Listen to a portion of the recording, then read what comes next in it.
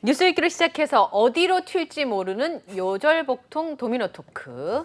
조선판 3.0인 것 같아요, 오늘. 그렇습니다. 뉴스는 네모다. 오늘은 뉴스는 경제다로 함께 하도록 하겠습니다. 네, 이 예. 시간 함께 하실 분을 소개해드리도록 하겠습니다. 투데이 잡스 3.0의 정말 기념비적인 예. 첫 공식 First.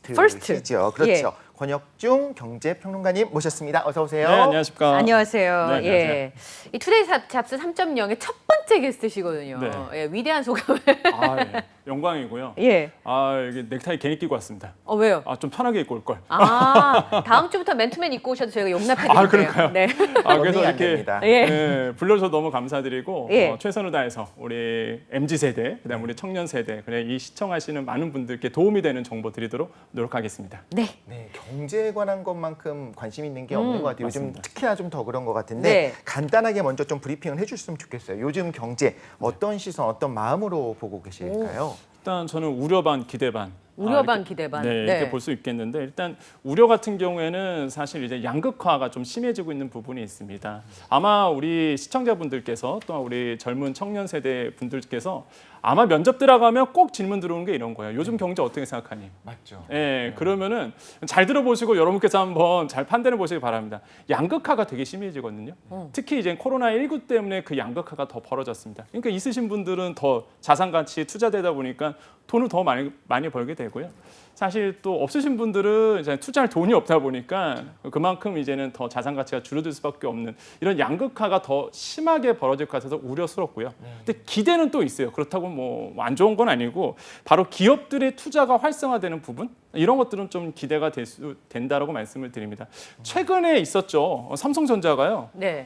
국내 투자 늘리겠다 이런 얘기를 했습니다. 네, 이재용 부회장이 목숨 걸고 한다면서요. 맞아요. 네. 무려 한 450조 원에 이제는 투자를 하겠다 이런 얘기를 했거든요. 근데 거기에 보면 이제 R&D 투자, 뭐 기술 투자도 있겠지만은 이제 국내 투자에 대해서 뭐 바이오 쪽이라든지 아니면 특히 삼성전자 하면 딱 떠오르는 게 반도체잖아요. 그래서 네. 반도체 쪽 이런 쪽에 이제 투자를 더 늘려가겠다 이런 얘기를 했고요. 근데 현대자동차도 마찬가지입니다. 국내에 한 63조 원 정도로 더 투자하겠다 이런 네. 얘기를 했거든요. 그러면 우리가 이렇게 봤을 때 그거랑 나랑 무슨 상관이야? 그럴 수도 그렇죠. 있는데 투자한다 그러면요 시설 투자만 있는 게 아니죠. 네. 바로 인재 투자도 들어갑니다. 아, 그동안 공채가 안 됐었어요. 맞아요. 예, 네. 대학생들이 저도 이제 대학에서 아이들 가르치지만은 취업률이 너무 안 아, 나와서 그랬었거든요. 근데 국내 기업들이 우리 대기업 굴지 대기업들이 이제 투자를 들어간대요. 네. 그러면은 사실 이렇게 인력 투자, 인재 투자가 들어가게 됩니다. 그러면 이제는 우리 취준생 입장에서는 굉장히 그렇죠. 도움이 많이 되겠죠. 그리고 또 경제계를 보면은요, 그동안 어디다 투자하지 막 그랬었어요. 근데 이제는 삼성전자나 현대자동차 대표적인 회사들이죠. 투자하겠대요. 그랬더니 어느 섹터가 더 높아졌는지 아세요? 몰라요? 취업과 관련된 종목들이 또 높아지기 시작합니다.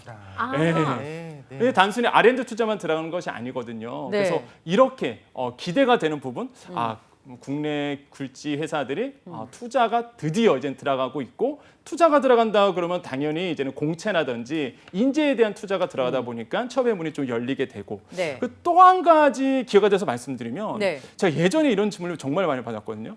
교수님 그 어디에다가 좀 취업 면접을 넣으면 좋을까요? 네. 어떤 뭐 분야? 예, 네. 어떤 분야? 그래서 예전에 제가 말씀드렸던 쪽이 사실 이제 바이오 쪽이었어요. 바이오. 네, 바이오. 그래서 뭐 삼성 바이오로직스라든지 이런 회사들이 있거든요. 이런 쪽에 그때는 잘 몰랐었어요. 우리 젊은 친구들이 그때는 바이오도 잘 모르고 삼성의 바이오 하는지를 모르시는 학생도 되게 많습니다. 맞아요. 바이오 하면 요크루트인 줄 알았죠. 네. 맞아요. 근데 요즘에 또 희소식이 있습니다. 롯데가요 바이오를 진출을 해요. 뭐 미국에도 투자한다고 얘기 들었던 것 맞아요. 같아요. 롯데 바이오로직스 이 회사가 이제 출범을 합니다. 그러면 이제 우리나라의 또 바이오 회사가 단순히 이제는 몇 개만 있는 게 아니라 이렇게 또 좋은 회사가 하나 생기기 때문에 혹시나 우리 청년들 중심으로 봤을 때 나는 좀 바이오 쪽에 관심도 많고 난 이런 쪽에 조금 알고 싶어 하시는 분들은 좀 취업의 문이 더 열릴 수가 있다. 이제 이런 점들이 조금 희소식이다라고 생각을 해보겠습니다. 그러면 연달아서 말씀을 하셔야 되는 거 하나 안 하신 게 있는데 네. 취업문이 열린다. 그럼 이제 어디서 공부를 해야 되는가? 네. 바로 투데이 잡스 3.0의 시청률이 팍 하고 올라가는 거죠. 5.0 화이팅. 예. 그렇죠. 네. 네, 그래서 오늘 저희가 투데이 잡스에서 이 뉴스는 경제다 꼼꼼하게 체크하시고 이걸 잘 들으셔야 요즘의 경제를 어떻게 생각하십니까? 그러니까 기대 반 우려 반입니다. 이렇게 대답할 수 있는 맞습니다. 거죠. 예. 근데 방송국에 있는 제작자나 이 방송국에서 일하시는 분들이 모이면 무슨 얘기 할까요? 돈 얘기? 돈 투자 얘기? 예. 방송국 모이면 프로그램 컨텐츠 제작 얘기를 할 것 같지만 주식 얘기, 가상화폐 얘기, 네네. 네 그런 얘기들을 NFT 하잖아요. 얘기. 예, 네. 그렇죠. 아는지 모르는지 모르지만 하여튼 남들 돈 번 얘기, 누가 많이 벌었대 이런 얘기들을 많이 하게 되는데요. 네. 이제 그러다가 보니까 상실감이 더 큰 것 같아요. 내 통장을 보면 플러스보다 마이너스일 때가 더 많은데, 그쵸. 네. 그렇죠. 그래서 오늘 이 시간을 통해서 잘 알뜰살뜰하게 잘 사용을 하면서 또 잔고도 두둑해지는 정말 가슴 뭉클한 시간이 되기를 기대해 보도록 하겠습니다. 네, 뉴스는 경제다. 오늘 첫 시간인 만큼 우리가 네. 정말 인문학적인 이야기부터 시작해서 오. 정말 포문을 열어보려고 합니다. 아, 그래요? 바로 인구 감소에 대한 이야기를 좀 시작을 해보려고 하는데요. 네. 저출산 고령화가 지속이 되고 있죠. 그런데 2050년에 이제 세종을 제외한 전 시도에서 경제를 지탱하고 있는 생산 연령 인구가 2020년보다 감소할 거라고 이야기를 하는데 네. 이런 생각은 듭니다. 오케이, 그런 얘기는 내가 20년 전부터 많이 들었어. 그런데 그게 정확히 어떤 영향을 줄 것인가 오늘 정확하게 알아갈 수 있는 시간이 네. 될 것 같습니다. 그러니까 결론부터 말씀드리면 보시는 분들과 아주 밀접한 관련이 있어요. 네, 맞습니다. 저거 단언하게 말씀드릴 수 있어요. 근데 평론가님은 길거리 다니면서 그런 생각 안 해보셨어요? 저는 이 길거리를 걸어가다 이렇게 돌아보는데 나보다 나이 어린 사람이 많지 않구나? 그걸 너무 뼈저리게 느껴요. 네, 그러니까 맞습니다. 전체적으로 이 나라가 조금 나이를 먹어가는 건가라는 생각을 굉장히 많이 고령화 하거든요. 세상. 물론 이 젊은 민지 세대들이 별로 없는데 제가 돌아다녀서 그럴 그럴 수도 수도 있습니다만 있습니다. 어떠십니까? 보통 그거는 이제는 낮 시간에 돌아다니셔서 네, 그렇죠. 보통 이제는 낮 시간에는 제가 빈둥댔군요.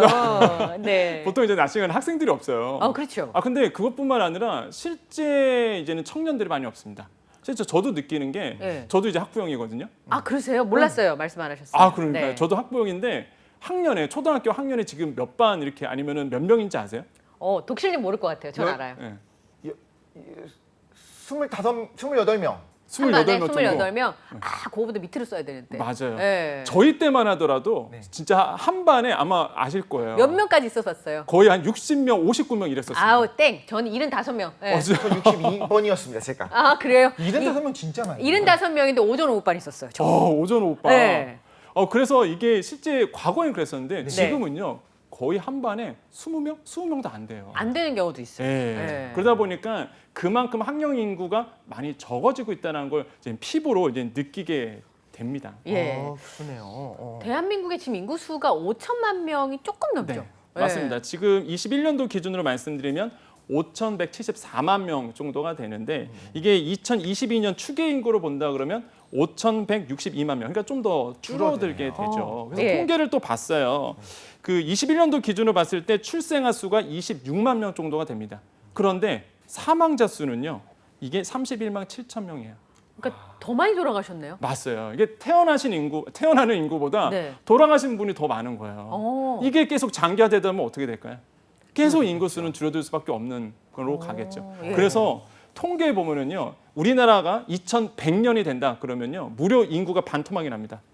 2,600만 명 정도가 돼요. 말도 안 돼. 2,600만이면 지금 수도권만 하면 2,600만 나오잖아요. 맞아요. 그러다 보니까 거의 인구가 지금 5,100만 명 정도 되니까 반토막 나는 거거든요.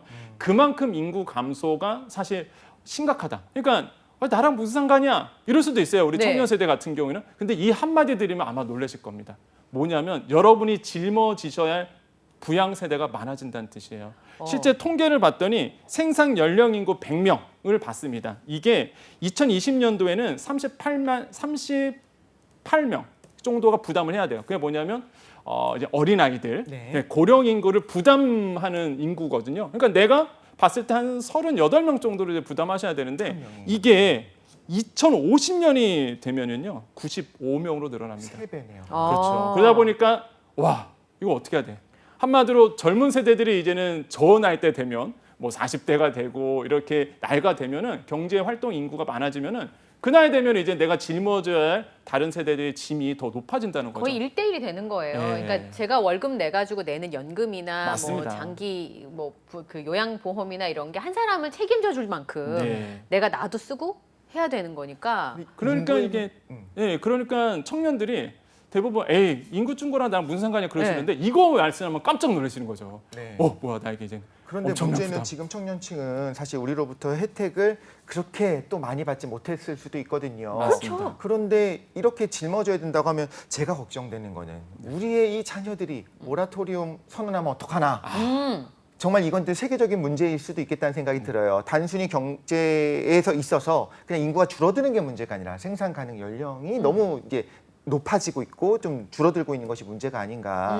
그러니까 이게 인구 통계학으로 간다 그러면 그런 문제가 또 어떻게 연관되냐면 국가의 재정 지출이 늘어날 수밖에 없습니다. 그러네요. 그렇죠. 고령화 사회로 갈수록요. 일단은 국가의 재정 지출은 늘어나요. 왜냐하면 그들에게 서비스를 해줘야 되잖아요. 네, 아까 의료보험 말씀하셨던 나가야 되고. 장기 요양보험처럼 뭔가 계속적으로 복지 서비스가 늘어나게 되거든요. 그럼 그 돈이 어디서 나올까요? 네, 누군가는 냈겠죠 세금. 그렇죠. 맞습니다. 그 젊은 세대들이 이제 제 나이 돼서 내는 거예요. 네. 그럼 부담이 더 늘어나는 거죠. 그래서 이게 메커니즘이 이렇게 연결되기 때문에 저출산 문제는 나와 상관없는 게 아니라 심각한 사회 문제구나라고 생각하셔서 혹시나 주위 분들이 이런 질문을 주신다면 이렇게 메커니즘을 얘기하시면은 아마 이 친구 굉장히 똑똑하구나 예. 이렇게 아마 평가를 받을 수 있을 것 같습니다. 이럴 때 면접위원이 이제 압박 면접 들어가는 거죠. 그렇죠. 예. 요즘 AI 시대고 로봇이 일을 많이 하니까 그러면 제가 관리만 하면 되면 제가 일을 해서 버는 돈보다 네다섯 명의 사람들이 할 일을 저 혼자 네. 로봇이나 기술이 발전하니까 네. 효율성 훨씬 높일 수 있잖아요. 맞습니다. 그럼 괜찮지 않겠어라고 물으면 뭐라고 답해야 돼요? 그럼 그때 얘기를 하셔야 돼요.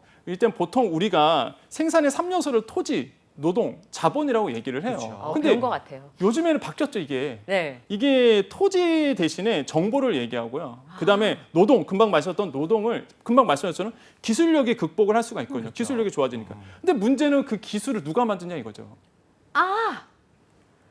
구글님이 만들지 않을까요? 예, 독실님이 만드신 독실님이 만드셨습니다. 네. 과학 커뮤니케이터니까. 네. 투데이 잡스에서 만들겠습니다. 근데 어쩔 수 없이 사람이 만들게 되거든요. 네. 알고리즘이 아무리 뛰어난다 하더라도 일단은 알고리즘을 짜는 사람이 사람이잖아요. 그러다 보니까 인력은 필요합니다. 네. 근데 문제는 여기서 포인트가 뭐냐면 제가 항상 우리 학생들한테 강조하는 게 있어요. 단순 반복적인 직업을 구하려고 하지 말아라. 그건 없어진다. 없어지거든요. 빠르게. 이게 기술이 대체하다 보니까 노동을 네. 이게 4차 산업혁명의 어쩔 수 없는 단면입니다. 그러다 보니까 이렇게 단순 노동보다는 말 그대로 뭐 알고리즘을 짤 수 있는 프로그래머를 하든지 이런 어떤 직업들이 더 높아질 수밖에 없는 세대로 지금 가고 있거든요. 이런 점들, 그러니까 사회에 흐르는 이런 현상들을 빨리 캐치하셔야 돼요. 그렇죠. 네. 예. 또 한 가지가 뭐냐면 4차 산업혁명 시대가 왔잖아요. 네. 그럼 기술이 높아지잖아요. 네. 그럼 어떤 세상이 오느냐? 그럼 회사 입장에서 어떤 사람을 구할까요? 뛰어난 사람? 뛰어난 사람. 그렇죠. 메타버스 할 수 있는 사람? 맞아요. 아, 그래요? 젊은 네. 사람. 예. 메타버스나 NFT 이런 것들 기술을 이해할 수 있는 사람. 그렇죠. 할 수는 없어도 이해는 충분히 하고 있는 사람. 그리고 놀라운 게 옛날에는요 금융 쪽에서 인재를 구했을 때 보통 금융 쪽은 영업직이잖아요. 네, 그렇죠. 그러니까 이렇게 뭐 영업을 잘하시는 분 이런 걸 뽑았어요. 근데 요즘에 안 그래요. 오. 은행권에서는요 IT 인재를 뽑습니다. 그렇죠. IT. 지금 IT 인재가 없어서 난리예요. 막 은행 만나 보면은 저도 이 경제 쪽이 있잖아요. 네. 아니 도대체 은행 쪽에선 사람을 구하는데 IT 인재를 구할 수 없어서 네. 지금 막 인재의 난이 심각하거든요. 뭐 의자도 막 600만 원짜리 준다면서. 맞아요. 좋은 걸로. 우리는 등받이도 없는 의자 주는데. 그러니까. 예. 맞아요. 지금 뭐 한 회사 예를 들어서 아까 코인 얘기하셨잖아요. 한 코인 회사의 연봉이 얼마인지 아세요? 코인 회사 연봉이요? 초봉 말씀하시는 거죠? 초봉 6천. 8천. 6천이요? 6천이요? 네. 2억이 넘어가요. 아 뭐야? 그 돈 다 어디서 나왔나? 우리 그냥 코인 회사 갑시다. 코인 회사 갑시다. 예. 그러다 보니까 사실 이게 코인이라 그러지만 이게 결국에는 프로그래머거든요. IT 인재예요. IT 인재. 네. 그래서 이제는 이런 IT 인재들이 굉장히 수급이 굉장히 좀 높아지고 있다. 그래서 여러분 아마 요 프로그램 보시면서 느낀 게 네. 시대가 변하고 있구나. 네. 시대가 변하고 있구나. 이렇게 느껴지게 되고 특히 어제 지금 이공계 지금 전공하신 분들은 내가 단순히 예전처럼 무슨 뭐 프로그램 회사만 들어갈 수 있는 게 아니라 이제는 문과생들이 옛날에 들어갈 수 있는 은행도 내가 이제 들어갈 수 있겠구나. 저 문과생인데 그런 말씀하시면 섭해요. 근데 지금 방송 보시는 우리 MZ 세대 중에 문과 공부를 한 친구들도 있잖아요. 네. 어떻게 해요, 그러면? 그런데요. 문과도요. 예. 이미 길은 넓습니다. 요즘에 또 인문학 이걸 네. 굉장히 뛰어나게 보거든요. 네. 스티브 잡스가 강조했던 게 인문학이잖아요. 네. 아무리 기술력이 좋아도요. 사실 인문학적 사고가 없으면은 사실 성공하기 되게 힘든 부분이 있거든요. 맞습니다. 근데 요즘에 그 취업 시장을 특징을 잘 본다 그러면 이런 특징이 있어요. 융복합 인재. 융복합 인재. 융합인재, 복합인재. 일석이조 다 하라는 거죠. 일타쌍피 뭐 이런 거. 아, 이게 너무 이렇게 정확하게 말씀하셨는데 다 그러다 보니까 어렵네요. 취준생들이 준비할 게 너무 많아요 지금. 그러니까요. 인문학도 봐야 되죠. 뭐 기술도 알아야 되죠. 아까 말씀하신 것처럼 메타버스도 공부해야 되죠.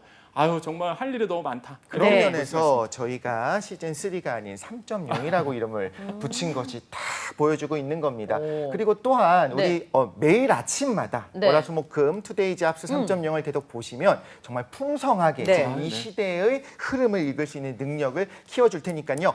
꼭 보셔야 됩니다. 영업직을 해서 잘했을 것 같아요. 네. 저는 좀 질문 드리고 싶은 게 있는데 네. 뭐냐면 그 테슬라의 아버지인 일론 머스크가 네. 일본 출산율 얘기했을 때 제가 네. 간당간당 했거든요. 아 코리아를 모르나? 이렇게 생각을 했어요. 우리가 투자한 돈이 얼마인데 테슬라에 지금 서학개미들이. 네, 근데 한국의 그 출산율에 대해서 얘기를 했다면서요. 네, 그렇습니다. 사실 일본 얘기하기 전에 우리나라 먼저 얘기를 했었어요. 아, 사실. 그래요? 네, 그래서 한국의 출산율 심각하다. 이렇게 얘기를 좀 했었는데 그때 얘기했을 때 이게 세계은행 자료를 이제는 토대로 해서 이제 이야기를 한 부분이 있습니다. 보통 우리가 출산율을 봤을 때 대체 출산율 이런 얘기를 해요. 이게 지금 현재 세계은행 보고에 따르면은 2.1명이라고 얘기를 하거든요. 근데 이 대체 출산율이 뭐냐면 그렇게 이해하시면 돼요. 2.1명보다 낮다 그러면 저출산 국가로 봅니다. 그러니까 두 명이 결혼해서 두 명을 낳는데 혹시 모르 태어나서도 네. 일찍 사망하는 영화들도 있으니까 그러니까 맞습니다. 두 명이라고 생각하면 되는 것 같아요. 네, 그렇죠? 최소한. 네, 네. 최소한 근데 그럼 우리나라의 출산율은 몇 명인지 아세요? 한 명은 안 돼요. 맞아요. 네. 그렇죠. 네. 0.84명입니다. 이게 2.1명, 2.1명 이하는 저출산 국가를 보는데 우리는 그렇게 따지면 완전 초저출산 거의 무출산 국가에 가깝네요. 못 출산이요? 무출산에 가까운 무출산. 것 같아요. 너무 적은데요. 이게 꼴등입니다. 꼴등. 네. 예, 출산율이 이 정도로 사실 안 좋다 보니까 일론 머스크가 이런 얘기를 한 거예요. 야 한국 큰일 났다. 이러다 보면은 뭐 반토막이 아니라 반의 반토막도 날 수 있다. 아니 인력이 없는데 어떻게 생산이 되겠습니까? 그렇죠. 네. 사람이 없는데 그래서 이제 일론 머스크가 이런 얘기를 했죠. 그런 다음에 이제 일본 얘기를 하기 시작한 거죠. 야 일본은 더 심각하다. 아, 예, 일본은 더 네. 심각하다. 뭐 이리로 가면은 일본은 우리나라보다 초고령화 사회로 먼저 진입했거든요. 네. 우리는 아직 초고령화 사회는 아니고 네. 고령화 사회인데 일단 일본 같은 경우는 초고령화 사회입니다. 그러다 네. 보니까 야 일본은 이대로 가면 소멸돼. 끝나. 이런 얘기를 하는 거예요. 그래서 지금 일론 머스크가 이렇게 관심을 가질 정도로 지금 아시아 국가의 이런 출산율 감소되고 있는 현상이 굉장히 뭐 세계에서도 이슈가 되고 있다. 이렇게 네. 좀 평가해 볼 수 있습니다. 예. 미국 같은 경우에는 그런 걸 어떤 이민으로 원래 좀 극복하려고 하는 게 있었잖아요. 네. 특히나 인재들을 좀 흡수해서 네. 그 어떤 노동의 뿐만 아니라 또 브레인들도 많이 이민을 받았었는데 맞습니다. 그래서 누군가는 이민을 우리가 좀 안 좋게 볼 것이 아니라 더 많이 받아들여야 된다 이렇게 이야기하기도 하거든요. 네. 대안이라는 게 있을까 궁금하긴 해요. 또한 대안을 얘기를 못하면 자네는 왜 이렇게 부정적인가? 네. 안경을 내려주세요, 이렇게. 이렇게 할 수 있으니까 그러면 어떻게 해야 될까요? 일단 아마 청년들이 다 공감하실 거예요. 아마 이게 청년들이 앞으로 이제는 결혼도 하고 애들도 낳아야 되잖아요. 물어보지 않아요? 교수님 결혼해요? 이렇게. 저는 하라 그럽니다. 어. 왜냐하면 뭐 개인적인 얘기지만 애를 키우는 그 보람과 만족감이 상당하거든요. 이게 얻지 못하는 그런 만족감이 있는데 네. 아무튼간에 근데 청년 세대들이 왜 결혼 안 할까? 그거 원인을 풀어주면 되거든요. 원인을 풀어주면 된다. 네, 그거를 원인을 풀어주면 결혼하겠죠. 뭐냐면은 네. 주거의 안전성입니다.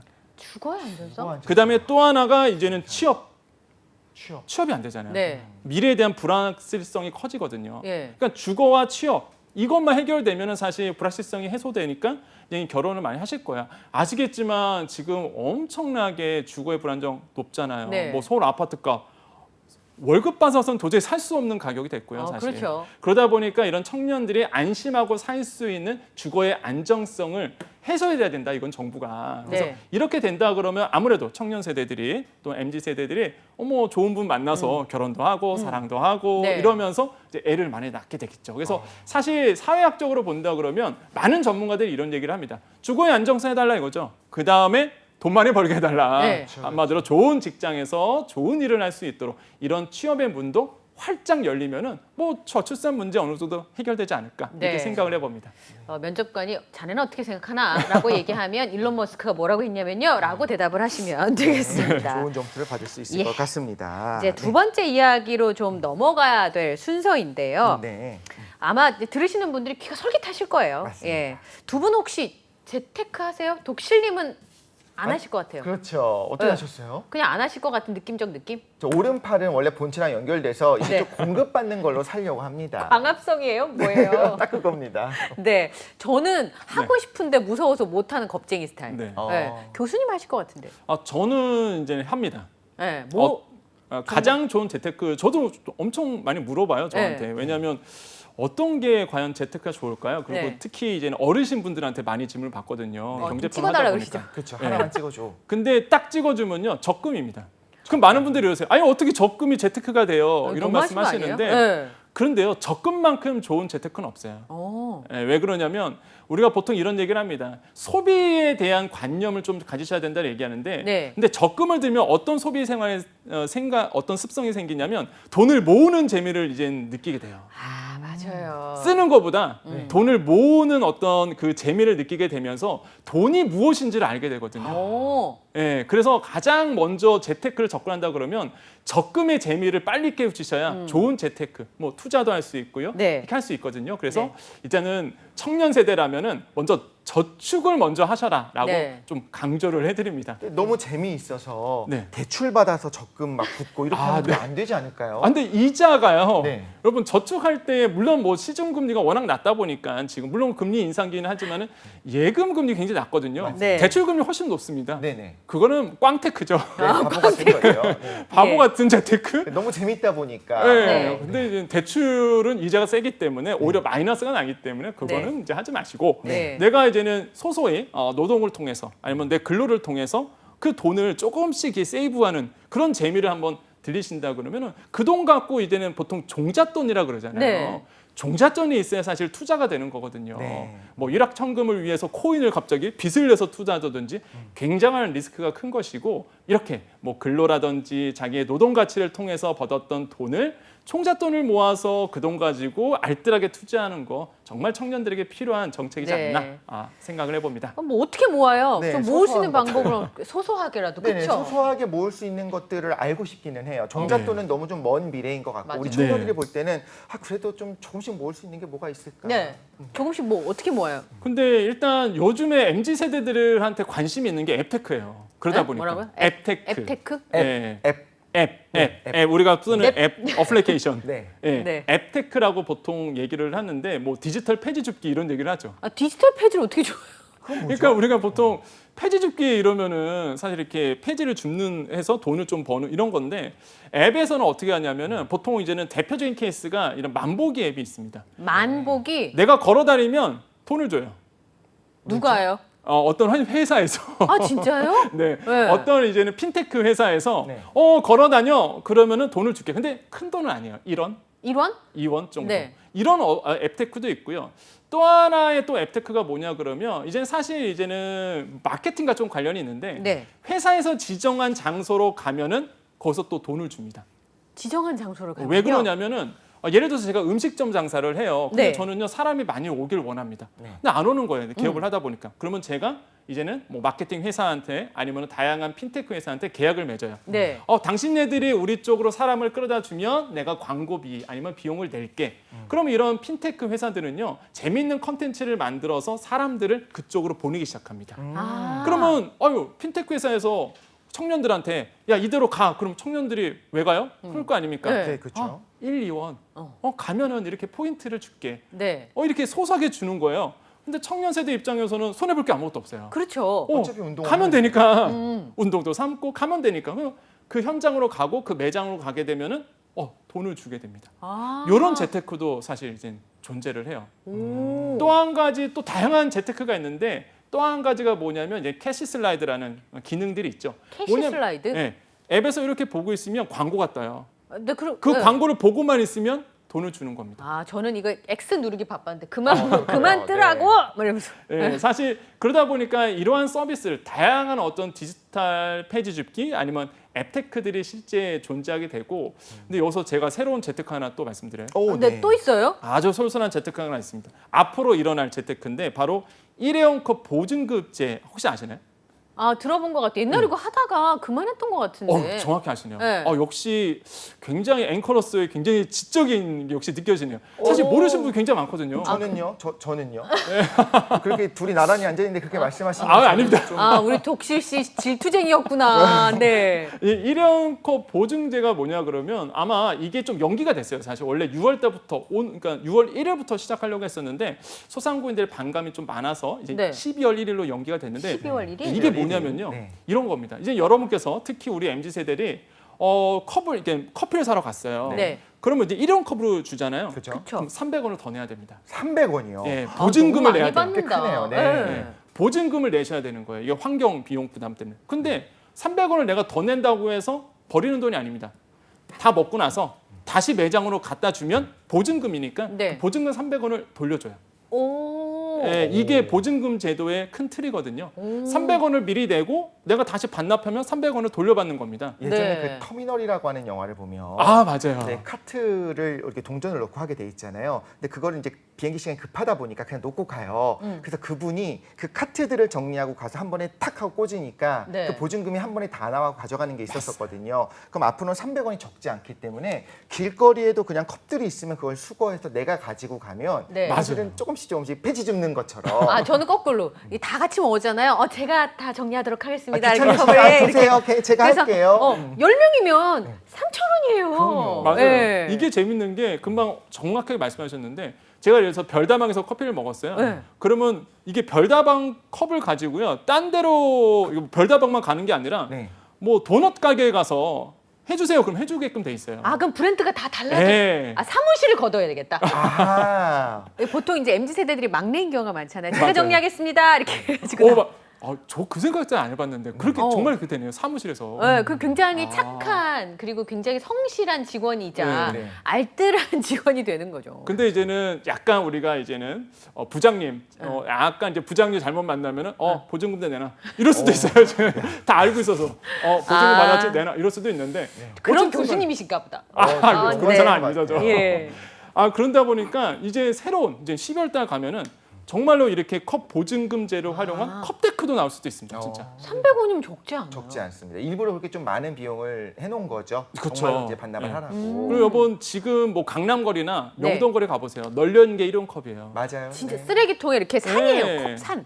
그래서 보증금제가 나오면 물론 그건 좀 줄어들 수는 있어도 아까 말씀한 것처럼 급하신 분들은 그냥 놓고 갈 수 있거든요. 네. 그렇죠. 눈을 크게 뜨십시오. 아, 그게 여러분의 돈이 됩니다. 아침에 이렇게 조깅하면 이렇게 쌓여져 있잖아요. 네네. 아무도 없을 때 싹 걷어가지고 한 이틀치 커피값을. 네, 그래도 받을 수 있는 되겠어요. 거죠. 근데 사실 아까 만보기 앱을 들었을 때는 네. 아니, 그 정도 뭐 1원, 1원? 2원, 10원을 위해서 그걸 할까 생각했어요. 그래서 속으로 생각할 때는 차라리 이제 철봉 아래 있는 게 낫다. 왜요? 철봉 아래 가보면 이제 500원짜리 동전 떨어져 100원짜리 있죠. 있잖아요. 네. 그런데 지금 컵 보증금 이야기 들으면서 솔깃해졌습니다. 12월 예. 1일 지금부터 기다려야 될 것 같습니다. 예. 자, 그러면 교수님 생각은 앞으로 이제 평론가님께서는 어떤 앱이 좀 나오면 될 것 같다. 또 이제 상상을 많이 하실 거 아니에요. 네네. 저는 잠깐 우리가 보통 그 면접 갔었을 때 우리 친구들 얘기를 들어보면 대부분 그래요. 저도 면접 위험을 많이 가지만은 그 자기 자랑하기 좀 바쁜 친구들도 많거든요. 근데 여기서 주의할 점이 포인트를 하나 짚어드릴게요. 네. 우리가 ESG 이런 얘기 들어보셨잖아요. ESG? 사회적, 네. 그렇죠. 네. 환경을 생각하고 사회적 공유를 생각하고 그다음에 뭐 지배구조 투명성을 얘기하고 맞습니다. 네. 그래서 항상 얘기할 때 내가 와서 이 기업이 어떻게 발전할 수 있고 그리고 사회가 어떻게 이롭게 될 수 있다 이런 포인트를 항상 얘기하면 좋은 점수 받거든요. 근데 네. 여기서 이제 말씀드리고 싶은 게 뭐냐면 단순히 어떤 앱테크가 나와야 되겠느냐 저는요 이제 정부가 이런 앱을 하나 개발했으면 좋겠어요.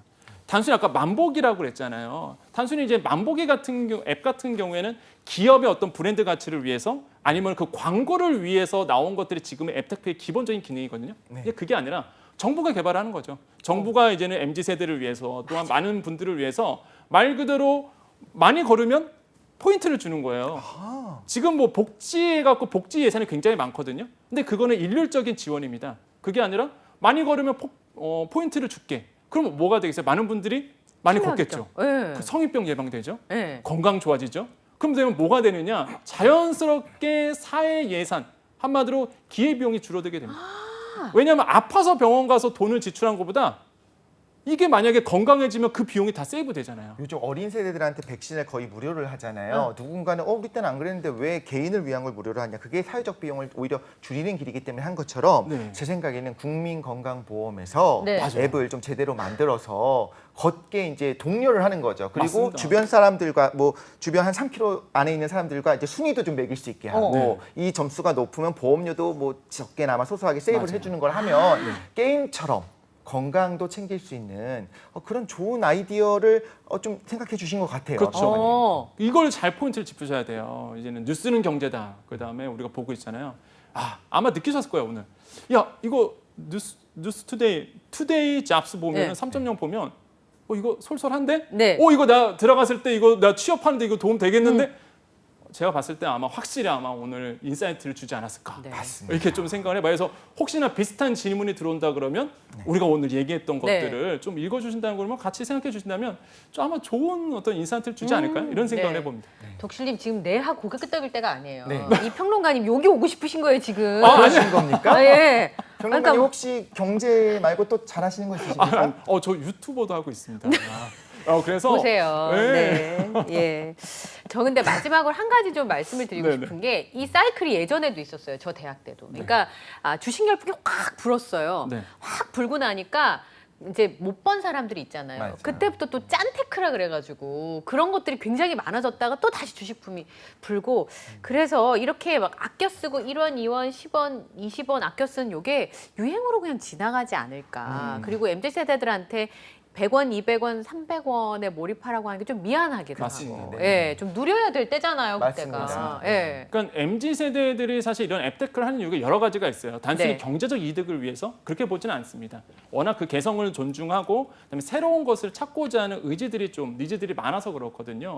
그러면 이제 정부가 해야 할 일이 있겠죠. 이런 MZ 세대를 위해서 다양한 볼거리, 질거리를 만들어주고 무엇보다 채용 시장을 늘려줘서 그럼요. 예, 그래서 이제 우리 MZ 세대들이 이제는 이제 근로라든지 아니면 좋은 직장에서 새로운 직업을 얻고 새로운 것을 배울 수 있는 길을 열어준다 그러면 뭐 1, 2원이고 정말로 만복이 이런 거 1, 2원이거든요. 네. 그런 거에 집중하는 것이 아니라 이제는 조금 더 건설적인 일에 더 집중할 수 있는 환경을 좀 만들어준다 그러면 좋은 사회가 되지 않을까 생각을 네. 해봅니다. 넉넉히 얘기 듣다 보니까 벌써 마칠 시간이에요. 네. 오늘 첫 번째 방송이었는데요. 투데이 잡스 3.0 벌써 마칠 시간입니다. 오늘 게스트 분한테 공식 질문 제가 하나 드리려고 그러거든요. 오늘 어떠셨습니까? 우리 꾸준히 갈 수 있을까요? 너무 좋아요. 왜 그러냐면은 이게 저는 또 왔을 때 우려스러운 좀 부분이 있었거든요. 예. 우리 청년 세대들에게 좋은 정보를 제가 줄 수 있을까 그랬는데 아까도 어떤 시사적인 부분 아까 캐스터님께서 나와셔서 얘기도 너무 좋더라고요. 네. 콘텐츠가. 그리고 오늘도 너무 재밌게 해서 넉넉히 우리 청년들이 볼 수 있겠구나. 네. 이거 좋은 프로그램 또 나왔다. 네. 이런 생각이 들어서 정말로 롱런할 수 있는 프로그램 되겠다. 좋습니다. 네. 특히 빼놓으면 안 되겠죠. 우리 연지건지 캐스터님 한번 대학 특강 갈 수 있을까요? 그럼요. 네. 그리고 두 MC 분들이 너무 훌륭하세요. 네. 네, 우리 내일 만날 수 있겠죠? 네, 정말 길고 가늘게 짧고 굵게 아닙니다. 길고 가늘게 쭉 갔으면 좋겠습니다. 네. 내일 또 만나요.